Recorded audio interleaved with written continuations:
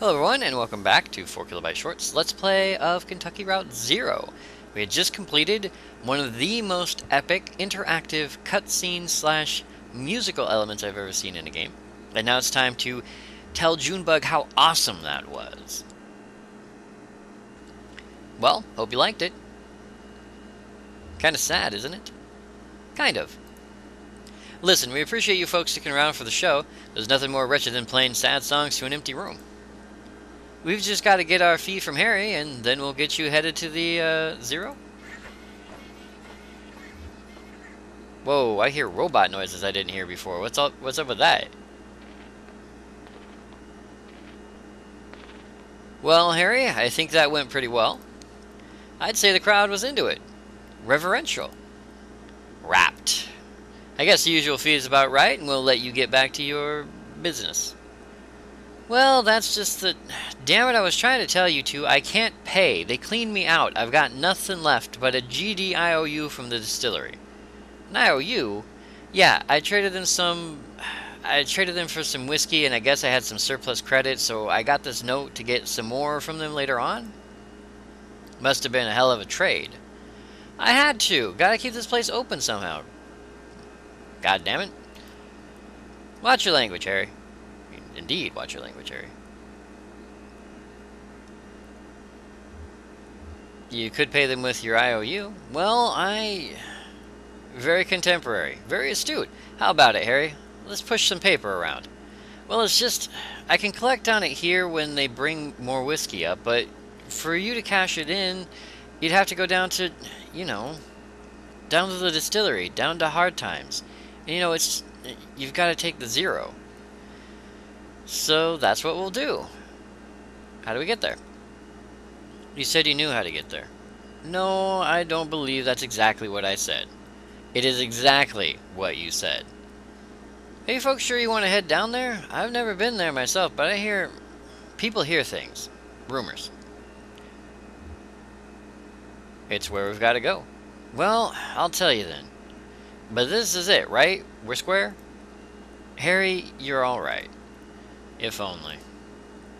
You got a radio in your car? Yep. Well, here's what you've got to do. Take a left out of the parking lot and just fiddle around on your dial until you hear something familiar but...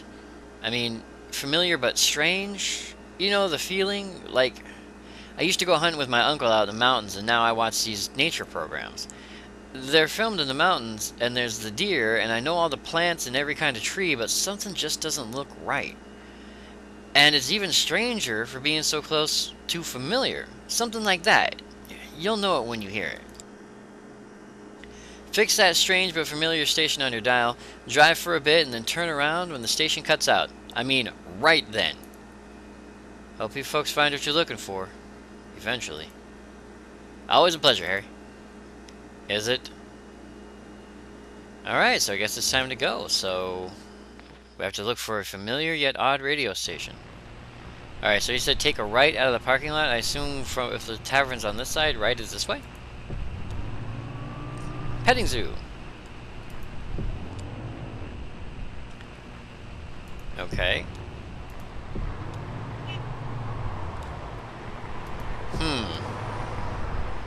Can't help but feel maybe I took the wrong direction. I was never very good at the directions for this thing, so if he said right, I guess we can go this way. There's no way out here? Okay, that's as far as we can go.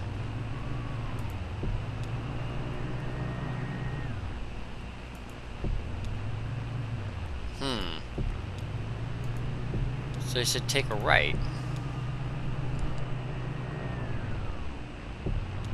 Okay, see, now that sound I'm hearing is the wheels, like, turning off, I think. Well, let's head north.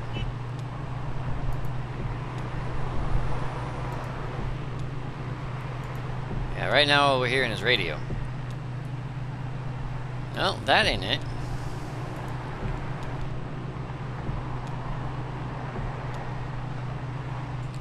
Alright, well, back down to the tavern it is then. Whoa. Had it there for a second. Petting zoo is closed. Well, that's helpful. No, I heard it. No, that's not it either. Oh, it was right there. Alright, so we're gonna head this way. Again, we're gonna try it again. Or not.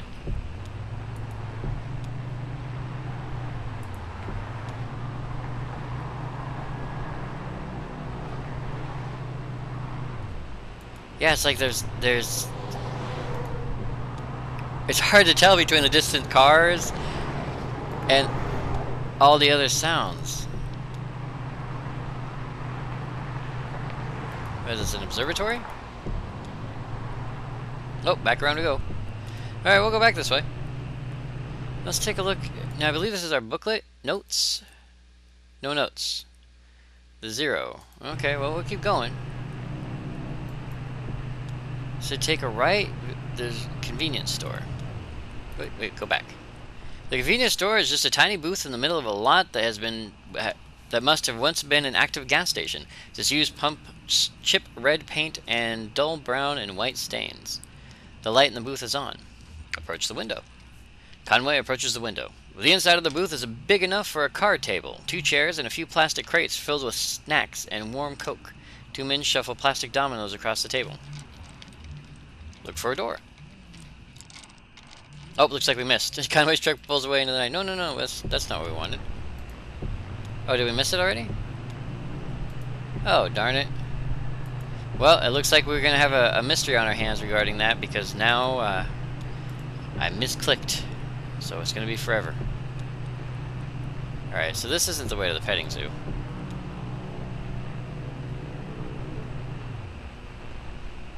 Yeah, what is that?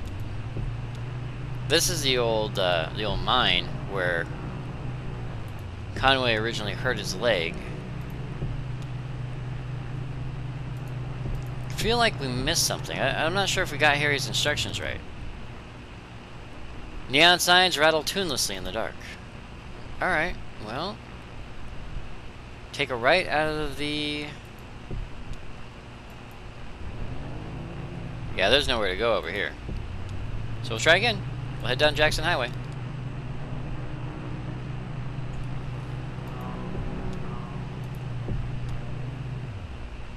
There was something there, I heard it.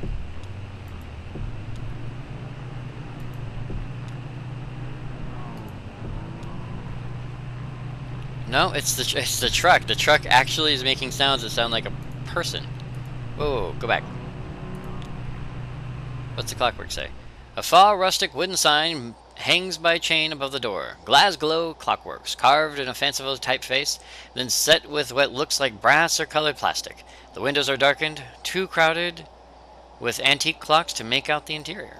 A small metal sign bolted in the building's alley reads, GTS stop, number 5, 5:30, 7:15, 8:45, 10:15, 12:15, and then several more numbers or words worn illegible by rain. 3 people stand under the sign, a young man with a newspaper, a young woman scribbling anxiously in a leather-bound journal, and an older woman whose face is shadowed by a wide-brimmed hat. Listen to the glass. Conway rests his head against the window and closes his eyes. It feels cool. His breath fogs the glass like September. It was fall when he met Lisette, school days.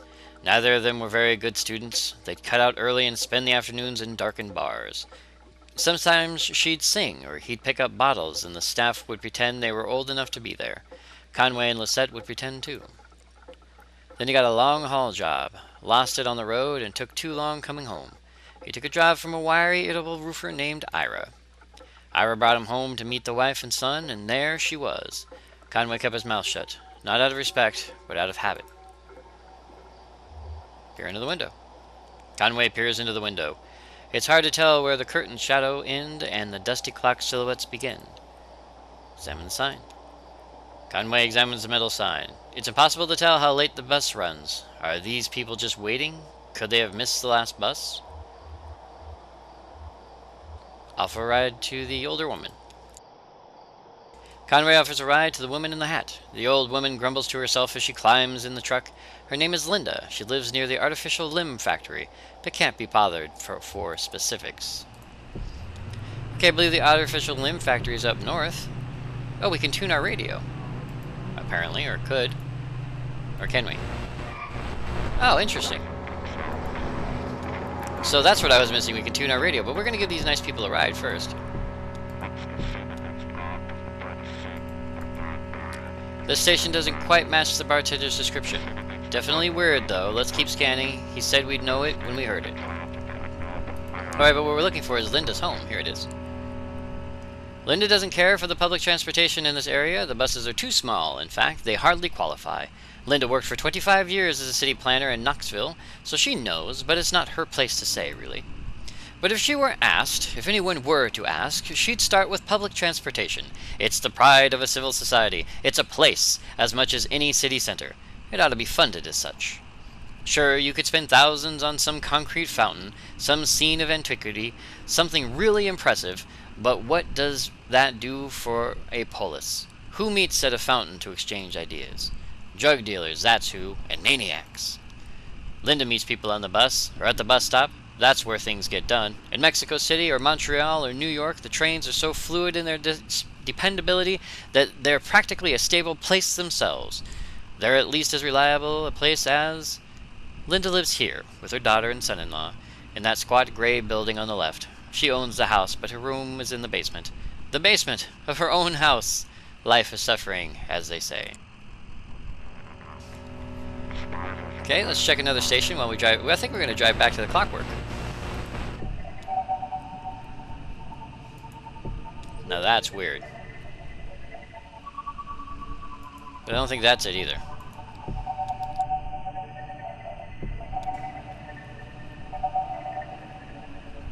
Bus stop. A far rustic wooden sign hangs by a chain above the door. Yes. Is there anyone left at the bus stop, though? Ah, here we go. Offer a ride to the man. Conway offers a ride to the man with the newspaper. The man accepts gratefully. His name is Keith. He lives away west, not far from the Museum of Dwellings, just south across 65. So I guess that's this way. I'm not really worried about the radio station. Alright, just south of the Museum of Dwellings across the 65. Now this is as south as we can go. I believe that's the Museum of Dwellings, so we'll head in this direction. Ah, there it is, Keith's home. Keith is an auto claims adjuster now. He went to the University of Indianapolis, mathematics with a minor in sports marketing. Halfway through his junior year in college, Keith's boyfriend ran away with an older woman. His grades fell off, he stopped shaving, his friends were concerned and suggested he take a semester off to refocus himself. He sold his car and spent 3 months traveling the country by Greyhound bus. Keith found himself in Butte, Montana, in the dead of winter, his rough beard stained with gas station coffee and his eyes clouded with travel. He bought a second coat at a thrift store, then settled onto a stool in a tavern by the cemetery. Keith sipped a light beer and lost himself in a photo on the wall, a portrait of Evel Knievel. Knievel looked tired. More than tired, spent, drained, old. But Keith could have sworn those murky, bloodshot eyes were looking right into his soul, as if to tell him. Keith's apartment is here, on the left. The salmon-colored building. That's his apartment, with the blue and white star decal stuck in the window. It's almost as if you're going to get right to something, and then it happens. And then you arrive, and you think to yourself, the story could have gone just a little bit further, couldn't it? Couldn't we sit here in the parking lot for just a moment longer? You can finish your story, and then you can go inside. But no. They thank you for the ride, and then they go inside, and that's the end. Then we'll see what the story of the young woman is. Alright. Go through this. Yes, we know. Offer the young woman a ride. Pardon me. Coffee. Conway offers a ride to the woman with the journal. The young woman accepts cautiously. Her name is Patty. She lives near the state park, a short drive west of the Marquis farmhouse, on Route 70. Okay, not sure where that is. Okay, here's Route 70 here, so we'll head up that way. I believe that's the Marquis farmhouse there. Yep, the Marquis farmhouse. The farmhouse is silent and empty. The barn is still gone, so is the cave. A few horses graze in the empty field. Alright, we'll go along Route 70. Maybe we'll find what we're looking for. Ah, Patty's home. Patty has an idea for a new kind of chair. Not really the whole chair, just the part on the chair that lets you adjust the height of the tilt. It could be adapted to fit almost any chair design, and it doesn't take up much space. It can be flat-packed, even.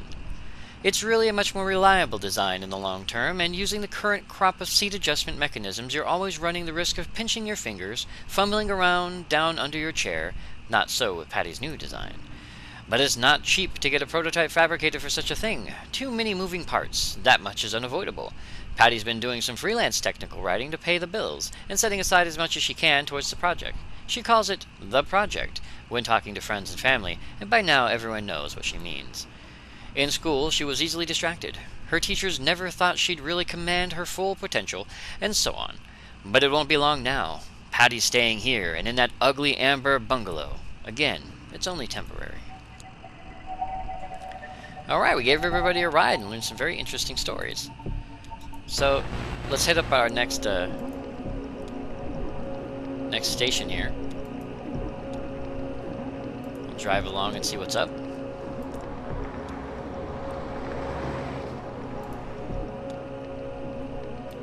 Sounds like nothing's going on. What's next? What's this station? I've never heard this before. Sounds like horses. Horses running? A race? Lisette and Ira had some horses years back. Yeah, I've always been a little afraid of them. They're so big and, I don't know. You look in their eyes and they're almost human. Like they're human and animal at the same time. Since they've been domesticated so long, I guess. Well, that fits the familiar but strange for me. Harry said we just drive until it cuts out.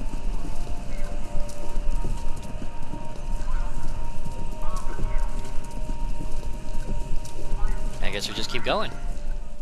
Ooh, here we go.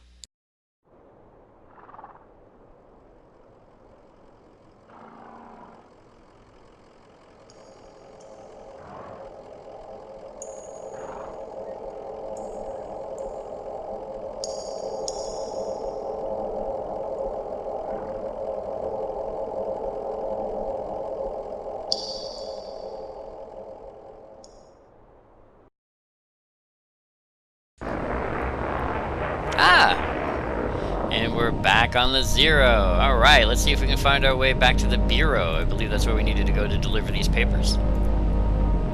Now, if I remember the way the Zero works, you can go one way or the other. Hall of the Mountain King. No, not what we're looking for. We're looking for some place else. We're looking for the Bureau.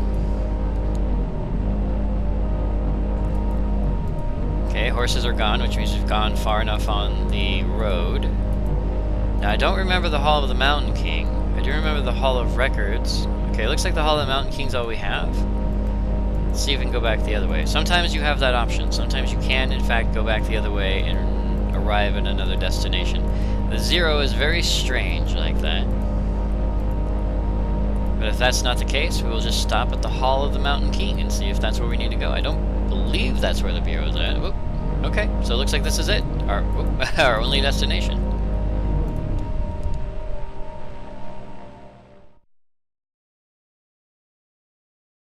Act 3, Scene 5. Hall of the Mountain King.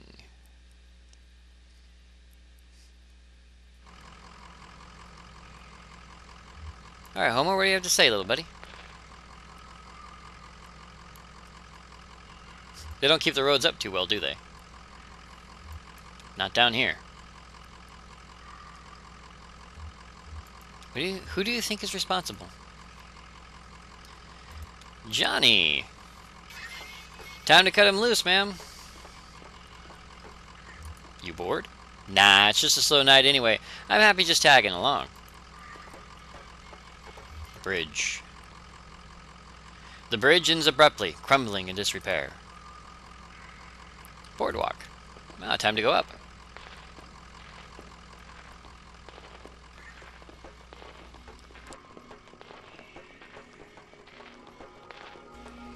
A rather conveniently placed rope. But on the Zero, what do you expect? A loop of decayed rope is coiled on the banister. Some rotted sections have been smoothed over with fine dust. I guess we're just going to keep going up then. So up we go. Computers. Broken computer monitors are heaped precariously among the rocks. Very basic description, okay. Any further that we can go? Hey, it's a pet cage. I wonder if Homer ever stayed in one of those. A pet carrier for a cat or small dog has been left by the path. A calcified rag wadded in the corner may have once been a blanket. Oh, that's sad. Backpack.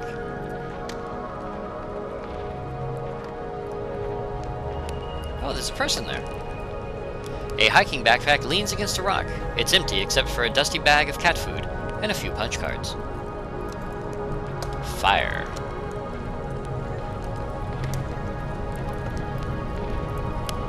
A pile of discarded electronics burns steadily in the center of the chamber. Amy and fire. Let's talk to Amy. Human interaction is always important. Oh, it's triangles with triangles down here. Shifting, intersecting, overlaying. Isn't it romantic? Let's see. You're here to steal back the love of a boy you once knew, when you were too young to recognize the movements of the heart. And you're escorting her, pretending to have her interests at heart while really you're in love with the young woman as well, and so you've agreed to help him conspire to win her affections, but it's just a ploy to set him up for embarrassment and diminish him out of the picture. I'm into it. Well, maybe I still have the knack.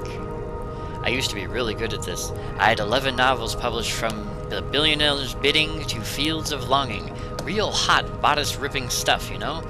I miss those days in my Lexington studio apartment. Just me and my thesaurus steaming up the windows. Why did you stop writing? You know, suddenly it was all computers everywhere you went. I thought I might be able to do something with that. Inject a little libido into those ugly beige boxes. Ha! So I went back to the university and I studied human-computer interaction. And then I picked up Donald's research assistantship here as a tester, debugging. In my off hours, I played around with the doomed love story at the core of our little simulation. That seemed to amuse Donald, so I kept at it. I'm afraid I tinkered too much, made it too complex. Now our work is never done. We don't even have to add any new functionality. The bugs just grow on their own. Too complex. I miss those days in my Lexington studio apartment. Poor Amy. Take another look at the fire real quick. A pile of discarded electronics burns steadily in the center of the chamber. Okay, well, we'll take a look at Amy. A woman in a tattered cardigan looks furtively at the other people around the fire. So there are more people. Okay, so here's an old man. This must be Donald, then. With an oddly shaped hat. Donald puffs on a smoldering pipe while half mumbling, half singing an old country tune. Where the old green river runs, through hills and caves not known to us, and down to that sunless sea. Oh, who are you? Sorry, did we startle you? I might say you did. I thought you might be one of them. Oh no, you can't be. We've been patching all their spy holes. We keep the lights dim and the motors running softly, and we route the smoke out through... That is...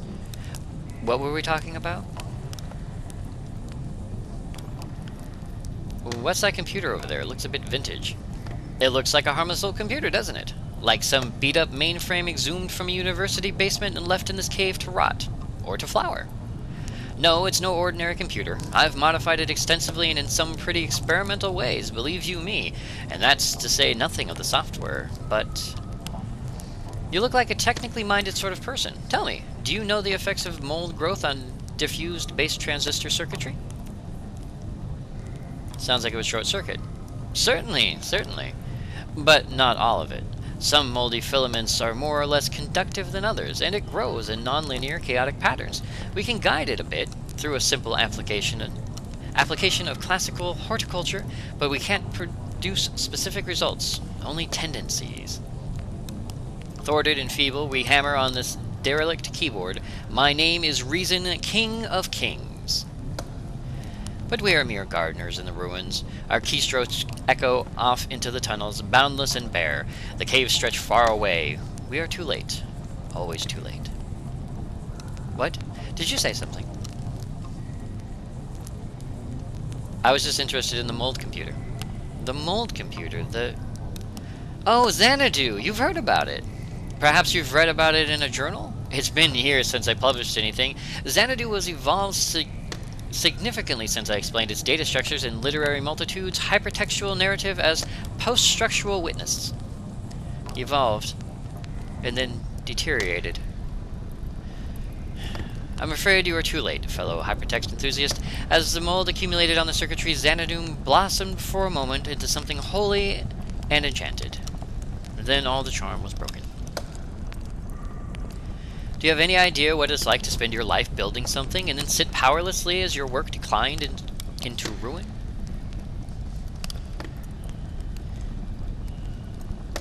Wow, actually they all do. I drive deliveries for a small antique shop, and we're closing down. Ah, shuffling around the dusty ghosts of antiquity. Well, I have my own ghosts, and I keep them in there, in Xanadu. It's running on that glorious dusty machine. Take a look if you'd like. Too late to do anything but smoke and reminisce anyway. Far too late to do anything. Poor Donald has gone mad. Ah, Andrew, hello.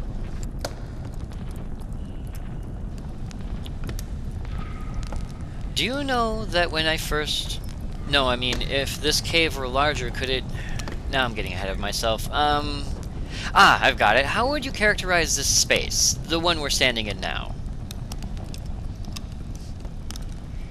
Kinda spooky, but I'm not scared. Spooky for a baby. I think we'd all agree that's a fair assessment. How could... Wait. Let's unpack that for a moment. What makes it spooky? No. How do you know it's spooky? Or would be spooky for a baby? The shadows. Sure, but they're not just shadows, right? I mean, they could be their projections, or maybe their anatomies. How's that? Can you tell me where we are now, surrounded by creeping anatomies? Close your eyes. Will you close your eyes? Okay. Good. Now, you are standing at the top of a rocky peak. A tongue of flame licks the shadowy anatomies of... Where are we? Oh, here again. How disappointing. Sorry to, disappoint. No, it's my fault. I shouldn't be so attached to the future. It's always getting in the way of my work. Better to be in the moment, carefully observing and documenting with no attachment. Let me give you an example. I was a grad student studying statistics when I started working with Donald on this project. He said we needed someone with a more analytical mind to do descriptive writing. Someone who would appreciate the cave descriptions as real labor instead of taking their authorial voice for granted. Donald warned me it would be long hours of typing painstakingly detailed descriptions into the computer, and I've put in the hours, believe me. I've put in the hours. I've described every facet of this cave in such detail that sometimes I don't know if I'm reading or looking, writing or exploring. Often in the dark and lonely moments I worry that in my sleep I've transcribed rooms from my dreams into the system. How would we know? They could only be entered with precise, faithful details. That's all I know how to write. And all I dream about is caves. I only dream of caves. Poor Andrew. Alright, we'll take a look at the gate really quick. I'm very curious about Xanadu, but cautious as well. A massive gate constructed out of scavenged materials blocks passage down the far side of the spire. Ooh, Roberta. We'll go talk to Roberta.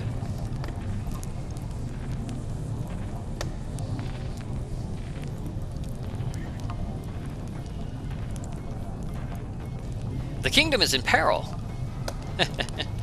Well, what else is new? Do you work here? Work? You could call it that. I gather old circuit boards and throw them in the fire. Sometimes I fish out precious metals and let them cool into toxic gems. I put them in my hair. Enchanted jewelry. Talismans. A magic mirror that prevents the future.